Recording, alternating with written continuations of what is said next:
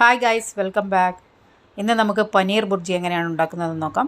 ആദ്യം തന്നെ ഒരു കടായിലേക്ക് ഓയിൽ ഒഴിച്ചിട്ടുണ്ട്. അതിലേക്ക് കുറച്ച് ജീരകം ഇട്ടൊന്ന് പൊട്ടിയതിന് ശേഷം ഇതിലേക്ക് സവാള നേർമയായി അരിഞ്ഞതിട്ട് ഒന്ന് വഴറ്റിയെടുക്കാം. ഇതിലേക്ക് പച്ചമുളക് ഇട്ട് കൊടുക്കാം. ഒന്ന് വഴറ്റിയതിന് ശേഷം ഇതിലേക്ക് നമുക്ക് മഞ്ഞൾപ്പൊടി, മുളക് പൊടി, അതേപോലെ ഉപ്പും ചേർത്ത് കൊടുക്കാം. വേറെ ഒരു ഇൻഗ്രീഡിയൻസിൻ്റെ ആവശ്യമില്ല ഇതിൽ. അതും കൂടി ചേർത്തതിന് ശേഷം നന്നായി ഒന്ന് വഴറ്റിയെടുക്കാം. വഴന്നതിന് ശേഷം അതിലേക്ക് തക്കാളിയും ക്യാപ്സിക്കം അരിഞ്ഞതും ചേർത്ത് കൊടുക്കാം. തക്കാളിയാണ് ചേർത്തിട്ടുള്ളത്,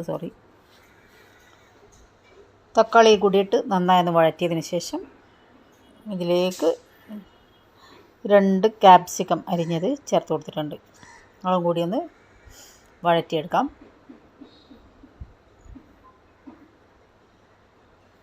അപ്പോൾ എല്ലാം കൂടി നന്നായി ഒന്ന് വഴറ്റിയതിന് ശേഷം മൂടി വെച്ചിട്ട് ഒരല്പം. അപ്പോൾ നമ്മുടെ തക്കാളിയും സവാള ക്യാപ്സിക്കൊക്കെ ഒരുവിധം വെന്തിട്ടുണ്ട്. ക്യാപ്സിക്കം അധികം വെന്ത് ഉടയൊന്നും വേണ്ട, കുറച്ചൊരു ക്രഞ്ചി ആയിരിക്കണം.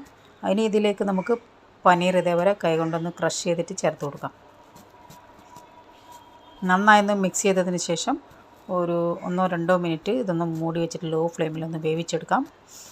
അപ്പോൾ നല്ല അടിപൊളി ടേസ്റ്റ് ആയിരിക്കും. ഇത് നിങ്ങളൊന്ന് ട്രൈ ചെയ്ത് നോക്കണം. ഇതേപോലെ ബ്രെഡിൽ നമുക്ക് ഫില്ലിംഗ് ആയിട്ട് വെക്കാനും ഇത് പെർഫെക്റ്റാണ്. കുട്ടികൾക്ക് ടിഫിൻ ബോക്സിലൊക്കെ കൊടുക്കാൻ പറ്റിയൊരു അടിപൊളി സബ്ജിയാണ്. അപ്പോൾ ഇത് കണ്ടില്ലേ ഫൈനൽ ലുക്ക്. ലാസ്റ്റ് നമുക്കിതിലേക്ക് കുറേയധികം മല്ലിയില വിതറി കൊടുക്കാം. അപ്പോൾ എന്തായാലും നിങ്ങൾ ഇതേപോലെ ഒന്ന് ട്രൈ ചെയ്ത് നോക്കണം. അതേപോലെ പാല് ഇതേപോലെ പൊട്ടിപ്പോയിട്ടുണ്ടെങ്കിൽ, പാല് പിരിഞ്ഞു പോവുകയാണെങ്കിൽ ഇതേപോലെ പനീർ ഉണ്ടാക്കിയെടുക്കാം.